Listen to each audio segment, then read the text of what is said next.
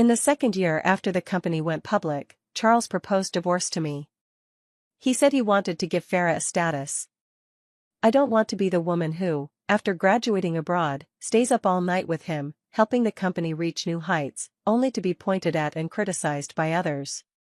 He said he was sorry, but the two of us have no feelings for each other anymore, and we shouldn't continue to torment each other. I refused to let go, whether for the 10 years of our relationship or for our daughter. Until his daughter's birthday, he received a call from Farah and hurriedly left.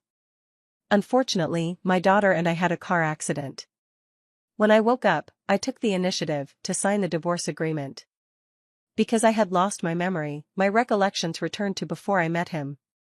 When Charles appeared in the VIP ward, I was asking the nurse how to use a smartphone. A car accident brought my memories back to 10 years ago. At that time I was a freshman just starting college. Lively and innocent. Outgoing and straightforward. After the nurse patiently taught me, I ordered a McDonald's 3-piece set and praised, "That's amazing. I feel like I've stepped into the future." Charles walked in, frowning and said, "Avril, what trick are you playing again?"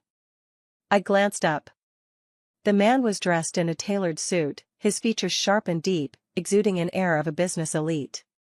But the impatience in her eyes couldn't be concealed. It was infuriating to look at. I retorted unhappily, "Who do you think you are? Do you know that shouting and yelling like that is very rude?" He was taken aback. It seemed he didn't expect me to speak in such a confrontational tone. The nurse awkwardly explained, "This gentleman is my husband. But I am clearly a cute and charming young girl.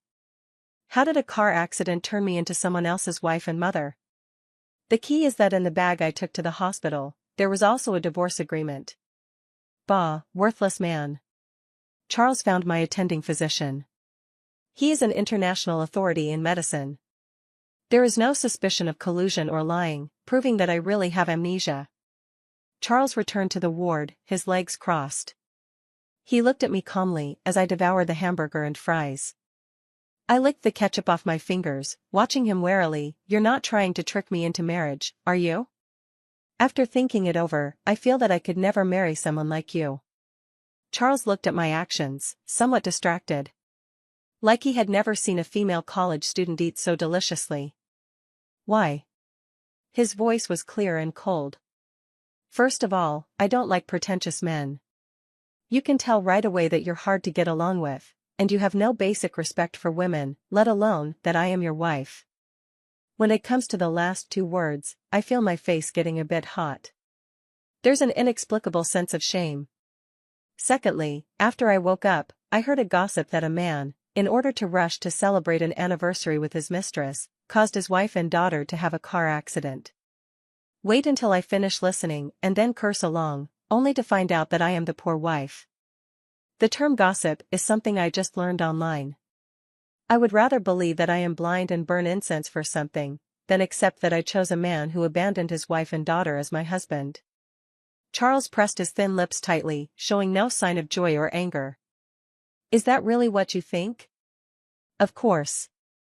I used to think I would marry someone like Senior Cameron." Senior Cameron is the captain of the basketball team in the department. He is handsome, athletic, and a passionate man.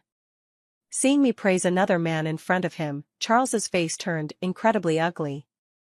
"Besides the amnesia, my foot has a slight fracture. But it's not a big deal.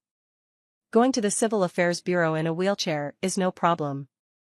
I took out the divorce agreement that symbolized a sudden fortune and cleared my throat. "Mr. Charles, you clearly don't care about my life or death, and you must be eager to get a divorce.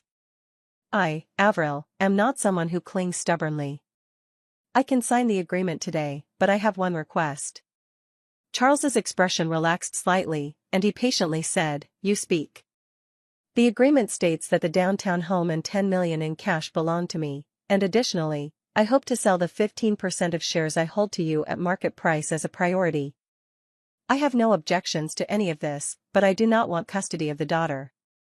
Charles's gaze became sharp, and his voice turned flat. "Don't blame me for not reminding you, the equity and the custody of the daughter are things you hold tightly and refuse to let go." I stretched lazily and said nonchalantly, I don't know how I became a hopeless abandoned woman 10 years later. But my memories go back to university, filled with anticipation for the new world to open up. Besides, I can't even take care of myself, how can I be a mother to a child? Charles almost laughed in anger. Avril, if Caroline knew you said this, she would definitely cry again. Ha, who can say who cries more? Looking at my tsundere face. In a daze, Charles seemed to see that Avril who would fly into his arms, acting cute and asking for kisses. That was when he loved me the most. At that time I had not yet become the nagging wife who revolves around our daughter all day, checking in from time to time. Charles tore up the divorce agreement I had signed. He said he would go back and draft a new one. I no longer pay attention, picking up the remote to watch TV. I don't want to wake up one day and find myself a pitiful child abandoned by the times. Little did anyone know, that bastard Charles brought in a 5-year-old girl. Mom, she came running towards me with 2 little pigtails, her eyes brimming with tears. Despite being reminded, I still find it hard to accept. Which good student becomes a mother painlessly right after turning 18? I smiled awkwardly at the girl. Are you called Caroline? Mom, you really don't remember me? I sighed helplessly. The little girl cried even harder. Charles's eyes didn't leave my face for a second, as if he were checking whether I was still in character. After all, in his view, a mother and daughter are of one mind. I can forget everyone, but I should never forget the child I exchanged my life for. Because on the day Caroline was born, I was accompanying Charles to meet clients. He was put in a difficult position, forced to drink, and finally thrown onto the street, completely drunk. On the way to take Charles to have his stomach pumped, I fell and gave birth prematurely, and was sent to the hospital by a kind-hearted person. When he woke up, the doctor said I had a severe hemorrhage and my life was in danger. Fortunately, I was saved in the end, but I'm afraid I may have difficulty having a second child. So, Caroline's custody became the bargaining chip for Charles to negotiate with me. He agreed to give me his daughter, on the condition that I relinquish my shares in the company. But now, I don't want anything at all. Charles, however, brought Caroline before my eyes. Why is that? Is it because he doesn't want his daughter to be an eyesore in front of his mistress? I get along quite well with Caroline. She is very sweet, feeding me the apples that the caregiver has cut. She also said I have become more interesting, unlike before when I rarely had a smile on my face. I'm a bit curious. What does a once vibrant girl look like after her fall? I asked her, Caroline, what was Mom like before? Her little chubby hand cradled my face. Mom used to be very good to me, but she often cried secretly in bed and rarely smiled at Dad. Well, encountering a scumbag who cheats, even a fairy sister wouldn't be able to smile, right? But Charles has fallen for someone else, so why can't I let go no matter what? People are truly complex. 10 years ago, I couldn't see who I would be 10 years later. Charles drove the Bentley, personally bringing Caroline and me back home. He refuses to sign the divorce agreement. The reason is that he is afraid I will regain my memory and cause a huge uproar. Laughing to death. Which good person would pick up the things they threw away and bring them back home? Charles held the sleeping Caroline in one arm while using the other to help me carry the change of clothes. You don't want custody, but Caroline can't live without you. I leaned on my cane and slowly followed behind. Upon entering the house, my eyes couldn't help but brighten. The house was in a style I liked, emphasizing warmth and comfort. But the area is 300 square meters. Just think about the housing prices in the city center, it's a fortune. Charles carefully observed my expression, a hint of a smile passing over his lips that even he was unaware of. I'm a bit thirsty, where is the cup? I want to drink water. Charles searched for a while before handing it to me. I teased, it seems you rarely go home, you're not familiar at all. He looked at me quietly, his expression revealing nothing. No signs of emotional fluctuation could be seen. But someone couldn't hold back any longer. While Charles awkwardly helped Caroline wash her hair, the phone rang. I took a glance and asked curiously, who is Farah? Should I answer? The phone rang incessantly. Charles's calm expression finally showed some ripples, and he spat out 2 words, "No need." Oh. I returned to the living room, tore open a bag of chips, and propped my feet up on the sofa to watch TV. At 10 o'clock in the evening, the doorbell rang. A woman dressed in a black turtleneck, with bright red lipstick, exuding confidence, appeared. "Who are you?" The woman ignored me. She walked straight in on her stiletto heels. "Avril, why won't you sign the divorce agreement? Is Charles not offering enough? The company can go public all thanks to me and him. What face do you have to continue to occupy him, being just a full-time housewife who only knows how to stay at home?" I lost my memory, but I didn't lose my IQ. This must be Charles's mistress. Arrogant and flamboyant, she is also aggressive towards the legitimate wife.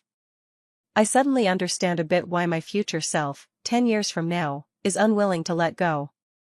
It's not that I can't bear to part with the man, it's that I simply can't swallow this resentment. Charles heard the noise, and came out. Farah changed to a soft and weak expression. "Charles, I've been waiting for you. Didn't you say you would come back after picking them up from the hospital?" Seeing my expression of anticipation, he looked uneasy. "I'm afraid she won't take good care of Caroline, so I'll stay tonight." Farah's voice trembled with tears. "But you promised me you wouldn't be with her again. What kind of bullshit plot is this?" I urged them to leave. "Take Caroline with you. Don't disturb me while I binge watch." Farah looked at me angrily. "Avril, don't think that by retreating you can make Charles compromise. Is there something seriously wrong with your brain? I didn't say anything, yet you filled in so much for me. How about I introduce you to my attending physician?" She was so angry that she wanted to say more. Charles, however, pushed her out the door. "Be good, you go back first, and wait for me to handle things here." Farah walked away with a face full of reluctance. I took a satisfying sip of cola and couldn't help but ask, "By the way, with such a big incident happening to me, why hasn't my mom come to see me?" Charles hesitated for a moment, unsure of how to begin. A year ago, I remembered calling him to come back to see my mother-in-law one last time as she lay dying. Charles said he was on a business trip abroad and couldn't return in time. In reality, he went skiing in Switzerland with Farah that day. "Avril." Charles's voice, inexplicably filled with pity and regret. It gave me goosebumps all over. Damn it, it must be that our relationship is so bad that my body automatically reacts with rejection. "First promise me, after listening you will stay calm, okay?" A sense of foreboding surged in my heart. "Just say it, don't scare me." "My mother-in-law passed away a year ago." I stumbled back a step, and the cup fell to the ground, shattering into a mess.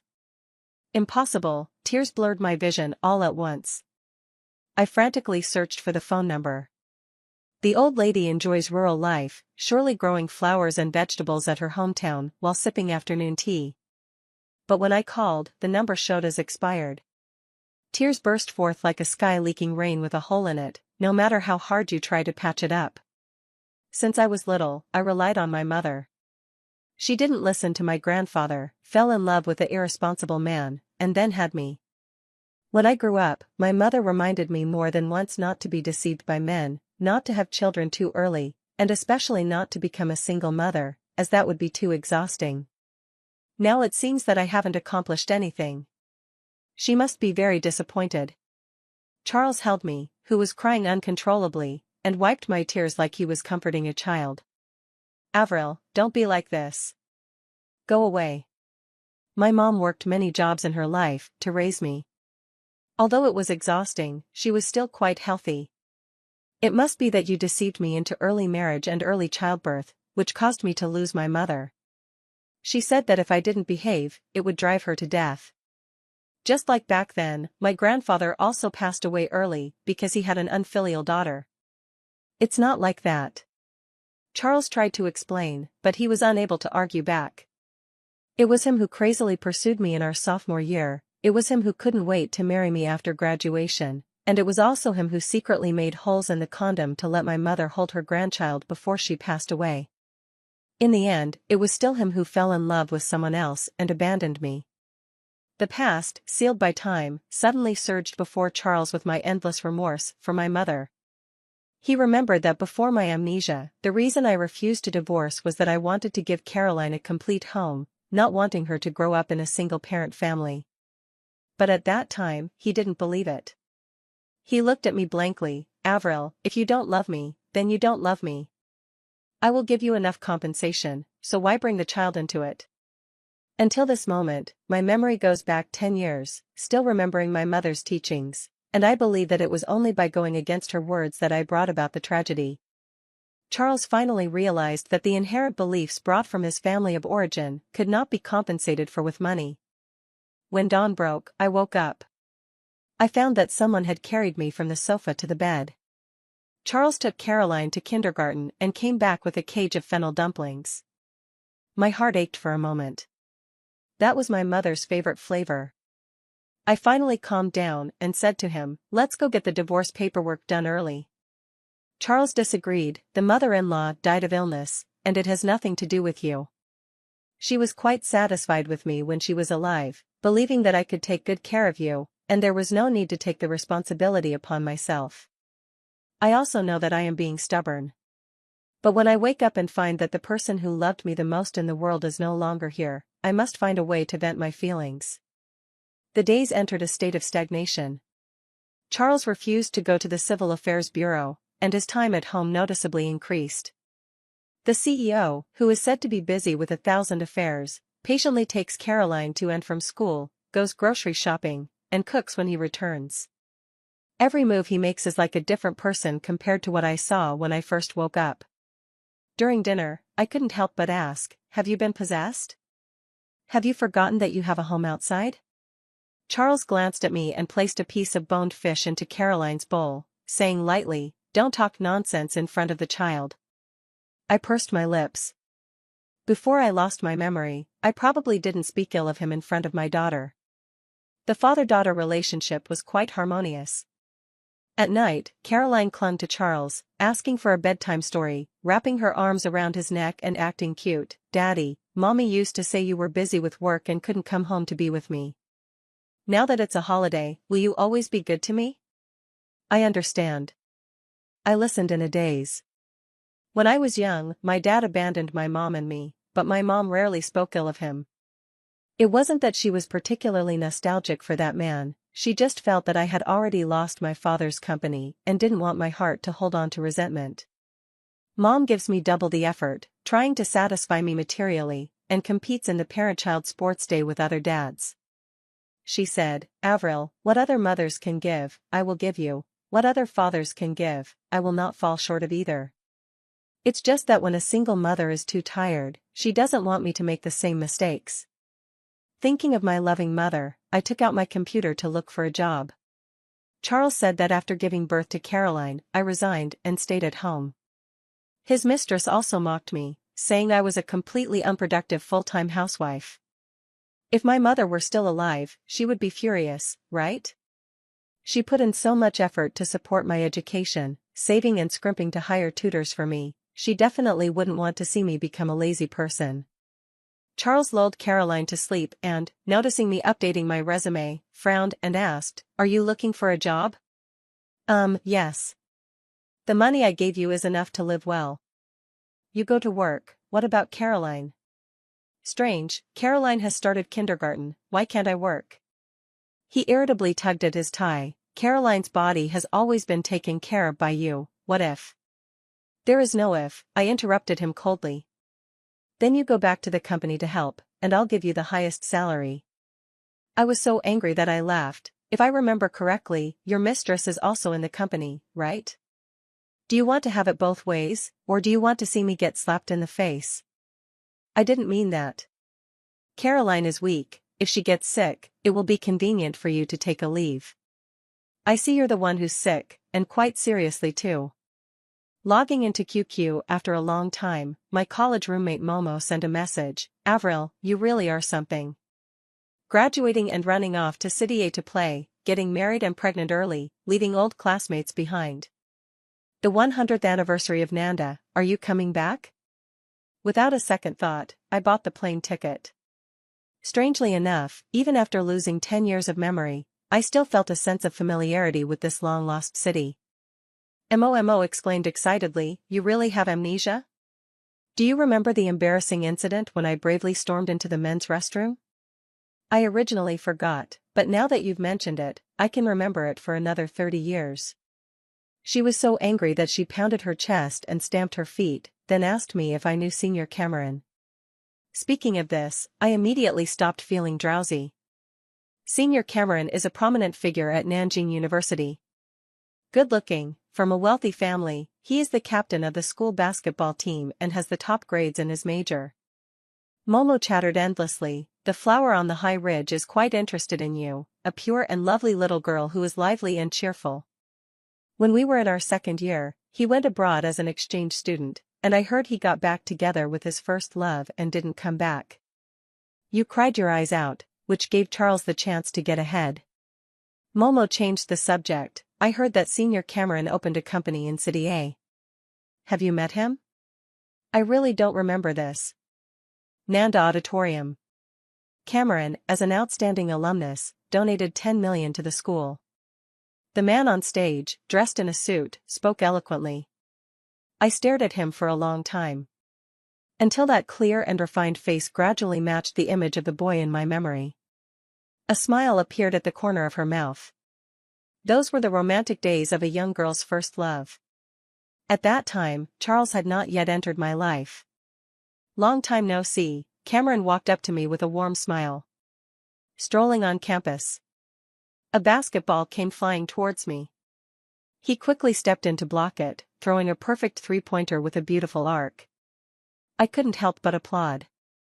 The image of that cool and composed top student scoring brilliantly on the basketball court floated in my mind. At that time, I boldly cheered for Cameron on the court. Cameron always looked at me with a smile. I thought he liked me a little too. But later, youth became a missed opportunity. Cameron looked deeply. Avril, have you lost your memory? How do you know? Cameron's family home is also in City A, and he heard about my situation by chance when he returned to take over the family business. I feel inexplicably guilty. Does that senior know that I got married and had a baby? His voice suddenly became stiff, and then he smiled lightly and said, I heard you are looking for a job? Yes. I always felt that your talent shouldn't be buried only within the family. Why not come and try at my company? After all, back then, I was admitted to Nanjing University with the 5th highest score in the city. But I lost my memory, and I'm afraid I've forgotten a lot of knowledge. It's okay, I'll teach you. Returning to my alma mater, I did not find memories, but I regained a friend. Momo pulled me into the dormitory group. They complained, Avril, during those years as a full-time wife, you gave up a lot. The little son from the past has completely changed, with her heart and eyes only on her daughter. They were talking about promotions and salary increases in the group, while I was busy changing diapers for my daughter, making baby food, and comforting Charles about his unsuccessful startup. Until one day, I left the group. With the passage of time and distance, I drifted further away from my old friends. Hearing my roommates complain, I self-deprecatingly thought, perhaps I was cursed by someone back then. Cameron sent over the materials to familiarize me with the company's business. I took out the state I had in my senior year of high school and studied hard. Fortunately, the knowledge I have learned is not like trivial past events, it is firmly anchored in my mind. I learned to conduct in-depth industry research reports, studying the impact of current policies. Whenever I encountered something I didn't understand, Cameron was the first to offer help, and I had access to the materials I needed. He said there's no need to rush, with my learning ability, progressing step by step will yield good results. I quickly got into the swing of things, and took on significant work at the company. In contrast, Charles's attitude was different. At first, he scoffed, thinking it would be difficult for me to become a permanent employee, but gradually he began to accept it.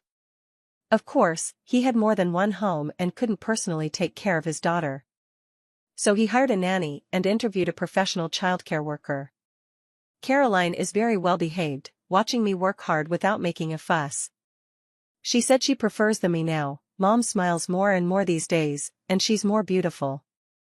Once upon a time, my wardrobe was mostly casual sportswear and matching outfits for parents and children. Now, I went to the mall and bought 10 sets of work outfits in one go, specifically learning how to coordinate and do my makeup. Many times, I have to learn to meet clients and not embarrass Cameron too much. That day, Charles called and scolded sharply, "Avril, you know that Caroline has a severe allergy, how could you give her candy with sesame? You really failed as a mother, putting your own daughter in a situation where she had to be rushed to the hospital." Lately, I've been working late nights, and snacks are essential to keep me awake. I remember the pastries I casually stuffed into Caroline's bag this morning contain peanuts, and my heart feels like it's been tightly squeezed. But Charles's attitude is just too terrible. I protested aggrievedly, "What do you mean fierce? I have amnesia, how would I remember how many types of food my daughter is allergic to? You are her biological father, you only said she can't eat protein and fish or shrimp, how would I know nuts are also off limits?" Charles was momentarily at a loss for words. He was too anxious. The nanny called to say that Caroline had eaten what her mother prepared, and her face was covered in round red spots, with continuous diarrhea and difficulty breathing. Charles's first reaction was that I hadn't taken good care of our daughter. But he forgot that it was precisely because Caroline was allergic to fish, shrimp, eggs, and milk that I had to specially prepare meals, and I didn't trust anyone else to do it, which is why I stayed home to carefully plan nutritious meals. Day after day, confined to the kitchen preparing meals, for my daughter and for my husband. Charles hadn't heard about his daughter's allergies in a long time. It wasn't that the child's immunity had strengthened, but rather that I had been silently giving. The reason for his complete lack of awareness is that after the company's rapid development, the temptations of the glamorous world are too many. The fragmented warmth of family cannot hold back his steps forward. The sudden realization made Charles feel as if a corner of his heart was missing. And he sensed that it would never be found again. Rushing to the hospital. Caroline was half asleep on the bed, her curled eyelashes glistening with tears, looking small and helpless. My nose felt sour, and I felt guilty. The little girl opened her eyes and, in a spoiled manner, asked for a hug. "Mom," I reached out my hand and held my sweet, soft daughter in my arms. After quite a few days, I finally slowly adapted to the identity of a mother and embraced everything of the new era. "Baby, I'm sorry. I didn't remember that you are allergic to nuts. It's okay. The things I used to eat were all made by my mom. But you haven't cooked in a long time, and I really want to eat snacks. Wait until you're ready, and then Mom will make it for you again, okay?" The daughter nodded obediently. This was the first time Charles stayed up all night.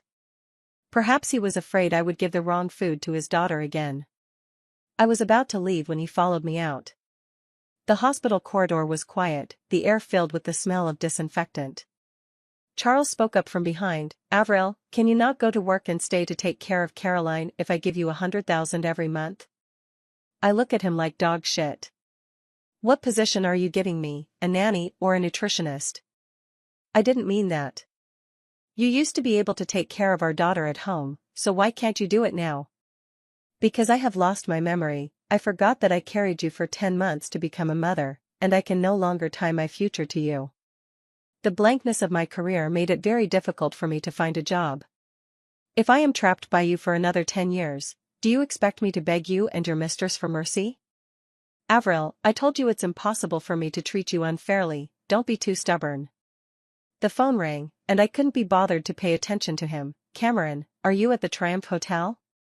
"I'll be there soon." Charles's face flushed with anger as he grabbed my wrist. "Where are you going at this late hour?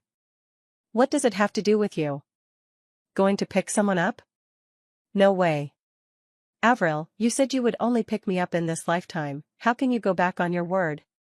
I pushed hard. "Charles, when we got married, you must have sworn to love me for a lifetime, right? Now you've broken your promise, so why should I keep mine?" Charles let go of my hand in disappointment. Watching my departing figure, memories resurfaced. In the early days of our venture, I handed out flyers for him, sought clients, and picked him up late at night to take him home. On scorching hot days and freezing cold nights, the only one by my side was me. Later, when Caroline came along, I was afraid of delaying her work, so I went to the prenatal checkups alone. Unlike the obstetrics department we just passed, where many wives were accompanied by their husbands. But I have never complained. But all of this slowly faded from Charles's mind after Farah appeared. The sweet words he was designed to say created an illusion. The company only took off after the mistress arrived, and Farah was the one who should share in the fruits of victory. I don't remember at all that the 9-story platform starts from piled earth. Without my contributions, the company wouldn't have been able to persist until the moment it developed. Cameron isn't that boring. He wouldn't come to find me to pick him up when he's drunk. The important client he met tonight is an alumnus of Nanda University and intends for me to make contact. Seeing my face filled with apprehension, he encouraged me, "Don't be afraid, once you have the first time, the rest will go more smoothly. Get ready, tomorrow we fly back to City End to discuss another big deal. This is a great opportunity. I am very grateful. With my pale resume, it would not have been possible to grow so quickly without Cameron's support." He had the driver take me home before he slowly left in the Maybach. Early in the morning, when Charles called, I was already at the airport. "Avril, your suitcase is missing, where did you go?" "Business trip." "With Cameron?" "You're married, don't you know to avoid suspicion?" "Sick, do your female employees in the company not have to travel for work?" "You have a mistress to accompany, and I have work to attend to, it's very fair." "Stop messing around, Farah." "I don't want to talk to someone who's lost their mind." I hung up the phone with a snap. Getting ready to board. Charles had a damn sense of familiarity. At first, he and Farah were not that kind of relationship. But I firmly believe that the new returning female employee is not a good person, and I don't want her to stay in the company. Farah, feeling wronged, said it didn't matter if she was misunderstood, as long as the company was good. I have to say, Farah was truly outstanding back then. She was good-looking, sweet-tongued, and more presentable than the yellow-faced woman at home. As they chatted, Charles ended up in bed with her. I called to check in, but all I got was impatient indifference. Charles never thought that one day, I would no longer care whether he was with Farah or not. Even allowing other men to intrude into her life. The possessiveness was gnawing at Charles, making him very irritable. Not only Cameron and I arrived at the hotel, but also the core team members. Everyone was discussing passionately, as if we had returned to the university debate competition. 10 years later, Cameron, dressed in a well-tailored suit, was tall and elegant, exuding a refined demeanor. I couldn't help but praise, "Senior, your charm hasn't diminished over the years, you're handsome and capable, and you captivate a large crowd wherever you go." He smiled and said, "Junior, you are as lively and cheerful as before, completely different from when we met last year." I seem to have caught a fleeting piece of information. "Where?" "At that time, your mother had just left, fortunately, it has all passed." I darkened for a moment, but quickly regained clarity. "Yes. During this time I have pieced together my past self from various signs around me. An anxious housewife, hysterically checking up on her unfaithful husband, entangled in conflict, disconnected from society. Each label is filled with despair. Fortunately, after losing my memory, I did not struggle with the evil dragon. Cutting my losses instead allowed me to find a new world and rediscover the hopeful version of myself. How wonderful. Cameron captured my confident and composed appearance. Posting on social media, let everyone get to know the shining you again. Many people praise me for being beautiful and confident. Only Charles has become nagging. He called me many times, asking when I would go back. He said that after the season changed, Caroline got sick twice and went to the hospital 3 times. I simply only reply to my daughter's phone watch. My daughter coughed for a long time and said in a soft voice, "The bad aunt is really annoying." She said I'm pretending to be sick, and that mom taught me.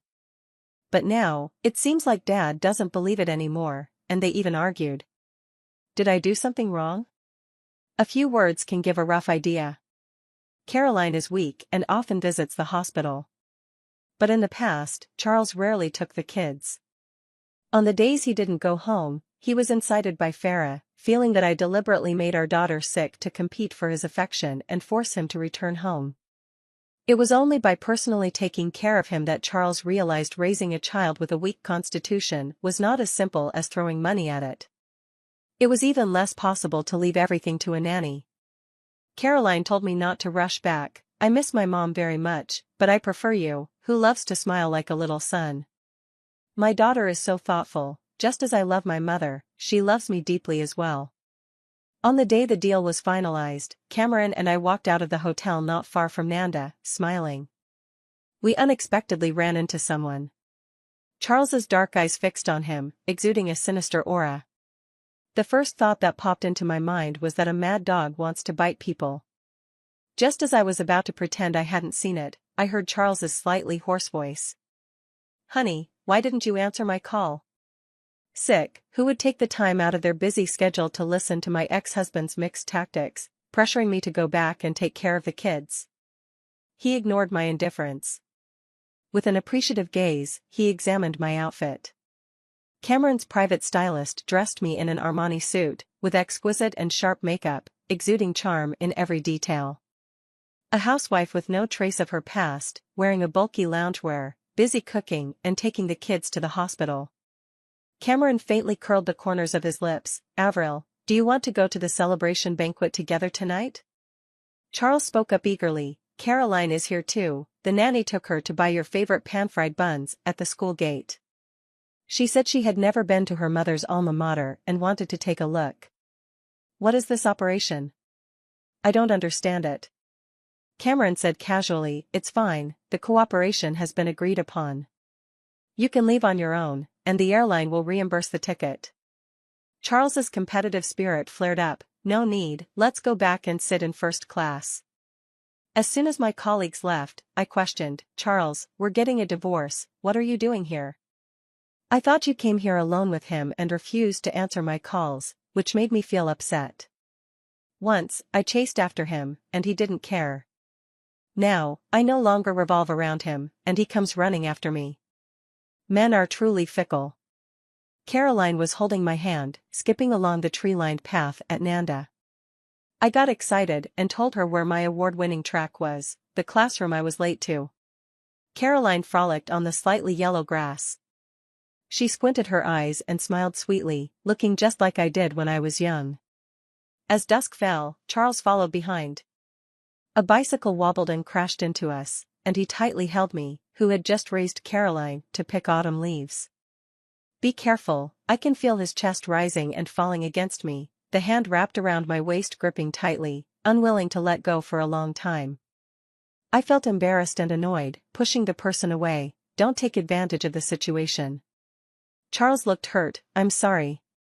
I just suddenly remembered that we said we would definitely bring our child back to see this place once we had one, and I didn't expect it to come true. On many mornings here, you were afraid I wouldn't have breakfast, so you bought it from the cafeteria and delivered it to the neighboring college. During your first venture as a middleman, you shamelessly went to each girl's dormitory to resell the products for me. At that time, I didn't have much money. When you found out that I saved up by eating instant noodles to buy you a rabbit cake, you were moved to tears. Back then, a cake cost 188 yuan. Charles was focused on starting a business on campus, and many times I used my living expenses to support him. To celebrate my birthday with me, he temporarily did hard labor for 2 days, helping someone move things, and injured his leg. Looking at my limping boyfriend, who was still holding the cake, I cried uncontrollably, "Charles, why are you so silly? It's not like I haven't eaten before. It's different, your 20s come only once, and I want to give you the sweetest thing in the world." But later, he even forgot my birthday. He went on vacation with another woman, leaving his wife at home to take care of our daughter. Fortunately, I forgot everything. Whether it was happiness or hurt. Charles, however, became the unfortunate one, engulfed by past memories. The more he spoke, the guiltier he felt. His expression suddenly resembled someone who owed me 8 million. In my eyes, there is nothing but indifference, and my tone is even a bit cold. "If we have supported each other through so many paths, yet you still betray me, you deserve to be forgotten by me." Charles was taken aback. The confession seemed to land on cotton, soft and powerless. He could not say another word. The phone rang in the quiet campus, and Charles didn't answer. The other side persisted relentlessly. After hanging up a few times, he finally picked up. Farah's voice was sharp and clear even without the speakerphone. "Charles, why are you avoiding me? Didn't you say you would divorce that woman and meet my parents?" I said her methods are despicable. She either makes her daughter pretend to be sick or plays amnesia to drag you in. She just insists that you will soften your heart. The phone hung up. Charles suddenly grabbed my arm. "Avril, for Caroline, can you give me one more chance?" I held my daughter, who was sleeping on my shoulder, and took 2 steps back. "Charles, I have amnesia, not dementia. You and Farah have reached the point of meeting the parents. I don't want a dirty man." He showed a pained expression. "I won't go with her. After you lost your memory, I remembered many things from the past. You have sacrificed so much for me and our daughter, I don't believe you would truly be willing to abandon us." "Crazy, go check your brain." After saying that, I quickly left with Caroline in my arms. He stared blankly at our figures. His eyes gradually turned red. The yellow leaves fall. It seems to replay the days when we were 18 or 19, eating together, shopping, watching movies, and doing all sorts of intimate things. We loved so passionately, possessing many sweet and innocent memories. We once promised to walk together for a lifetime, and when we grew old, to carry our children to concerts and fully enjoy our world as a couple. But in the end, Charles found a new love halfway, and I was hurt and lost my memory. Returning to the old place. The faces are unknown, where have they gone? The peach blossoms still smile in the spring breeze. No one remains stubbornly in place for anyone anymore. Charles has completely changed as a person. Suddenly, he has a lot of time to go home, to accompany Caroline in doing handicrafts, and clumsily make me my favorite braised spare ribs. I have become someone who is keen on working overtime and socializing. Farah added me on WeChat with her little trumpet. She is desperately teasing me, saying that Charles will carry her, who is wearing high heels, on the beach. On my birthday, I flew with her to see the fireworks, and during the kindergarten parent-child day, I took her to buy the newly arrived jewelry. Avril, stop pretending. You just want to take advantage of Charles's sympathy and kindness to force him to stay by your side. Do you know how crazy he is for me in bed? When I wear black stockings, he even mocks you for being too loose down there after having a baby, making it completely unappealing. Oh my God, does this woman think my memories are stuck in the naive first year of college? I sent the screenshot to Charles with a flick of my wrist. Take care of your mistress. Hurry up and get a divorce. If she continues to be a secret lover, she might end up with rabies. Charles's expression changed. I will handle it. I don't know how he talked to Farah. She ran to Cameron's company to meet me. Avril, what did you say to Charles? Why did he suddenly bring up the past? I'd been with him for so long, being pointed at by others. The company has gone public. If it weren't for my contributions, how could you possibly feel at ease being his wife? Farah uncontrollably smashed the glass bottle in the corner of the hallway and forcefully knocked me down. My palm was cut deeply, bleeding all over the place. When Charles arrived, Cameron had called the police and personally brought the first aid kit to help me clean my wounds. Farah threw herself into Charles's arms. Please don't leave me, okay?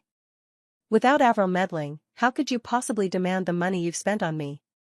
Charles pushed her away, his voice extremely cold. It's not Avril's fault, it's your greed, your hands reached too far into the finances. Is her injury caused by you? Farah cried hysterically. Who made me fall in love with a married woman? I deserve to be scolded. But if I hadn't brought in the Roan family's orders back then, how could your company have come back to life, let alone go public? Cameron's hand paused. Charles's gaze was complicated. Farah, do you still dare to deceive me?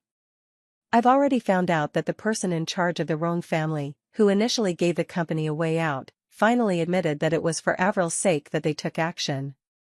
You took advantage of working at the Roan family, daringly accepting this favor, and even more shamelessly stealing the credit for my wife's accomplishments.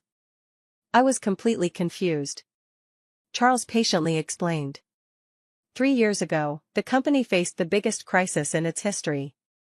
Just when it seemed we couldn't hold on any longer, we sought help from everywhere. Finally, the Wrong family took action.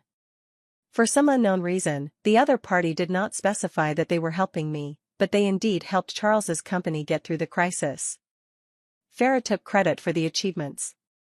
Not only did she design the job switch, but she also got involved with the CEO.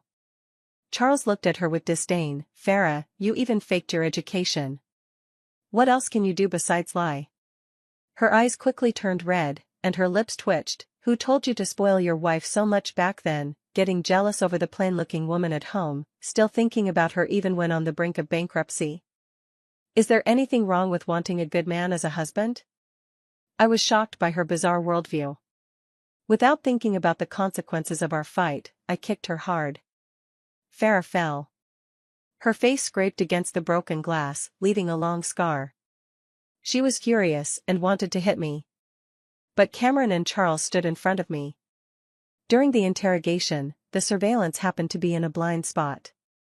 Can't blame others. Farah had been plotting to hit me from the very beginning, choosing a secluded corner. Charles and Cameron testified that she hurt me first, and I retaliated. Farah couldn't believe it. Charles, you actually framed me for that old hag? Charles's voice grew colder. Don't think I don't know that you bribed the nanny to add peanut butter to the pastries to force me to give up raising Caroline. If I hadn't been home often lately, she would have almost been killed by you. Dare to harm my daughter? You have no conscience. I couldn't help it and gave her a big slap at the police station again. Farah is going crazy. Who made that stinky girl keep competing for my father's affection, pretending to be sick and calling him home at every turn? A woman's jealousy is terrifying. Regardless of age, she can be ruthless in dealing with it. Since Caroline did not suffer any substantial harm, Farah did not go to jail. But she couldn't show off for long.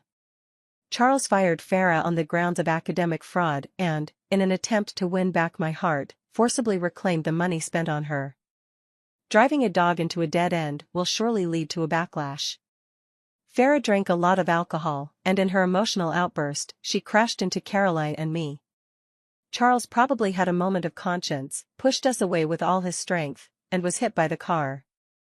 The air was silent for a moment. Farah slammed the steering wheel wildly, shouting loudly, Charles, why save them? They aren't worth it at all. Avril, Charles doesn't love you at all. On the day your mom died, he went skiing in Switzerland with me. If you get back together with him, your mom would look down on you from above. That's just how I am. If I can't have a man, no one else is allowed to have him either. The love of a paranoid is too terrifying. Charles's face was ashen, lying in a pool of blood. But fortunately, Charles was not dead. The cost was the loss of a leg. When signing the divorce agreement, he self-deprecatingly said, I thought you had forgotten about the mother-in-law issue and that we would have a chance to start over. But now that you know the truth, you will probably never forgive me. Indeed. I have not regained my memory. But to the extent that I love my mother, I cannot forgive my husband for being with another woman during her final moments. That is not only a betrayal to me. It has deeply hurt a mother's heart. When she was about to leave this world, my mother intended to entrust Charles with taking care of me, but he didn't even answer the phone. The unspoken last words became her final regret. I want to take custody of Caroline and more equity. Charles agreed. He said that was what he owed me. I'm sorry. The ups and downs of life make a person sincerely admit their mistakes. Avril, having hurt you like that in the past, I hope you won't hold a grudge against me. I am calm and unperturbed within. I do not hate you, nor do I remember everything that happened between us.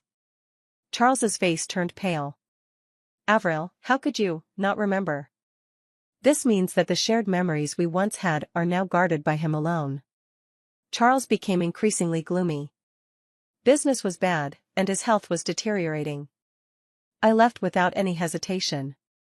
The money I cashed out is enough for Caroline and me to live comfortably for 2 lifetimes. Later, I heard that Charles had someone torture Farah in prison. Without her, he should have had a complete family and a bright future.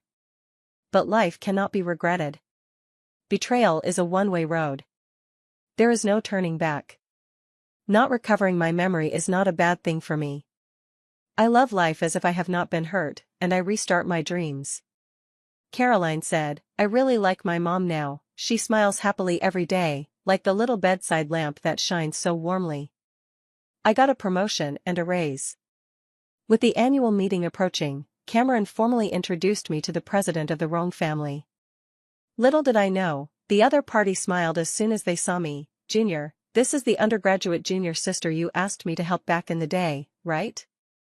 It turns out that the person who helped Charles's company back then was Cameron. The banquet hall, music flowing. I shook my glass of red wine. Cameron, why don't you take credit for the good you've done? He pondered for a moment and clinked glasses with me. Back then, I went abroad as an exchange student, not to leave behind my first love. I was seriously injured while skiing and received treatment abroad for a long time.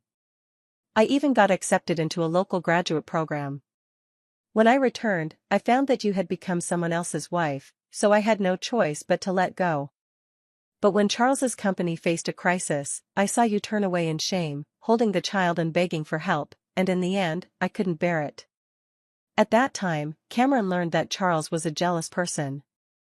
In order to prevent discord between us as a couple, he asked Senior Rong for help. Senior Rong often travels abroad, which gave Farah an opportunity. Snowflakes fell slowly as Cameron confessed his feelings to me. But I hesitated. You are so outstanding, while I am divorced and have a child. His eyes were slightly red. Avril, ever since I almost died back then, I've known that life is unpredictable, and we should cherish the people in front of us. Cameron's slightly trembling voice fell into my ears, carrying a warm huskiness. We walked hand in hand in the snow.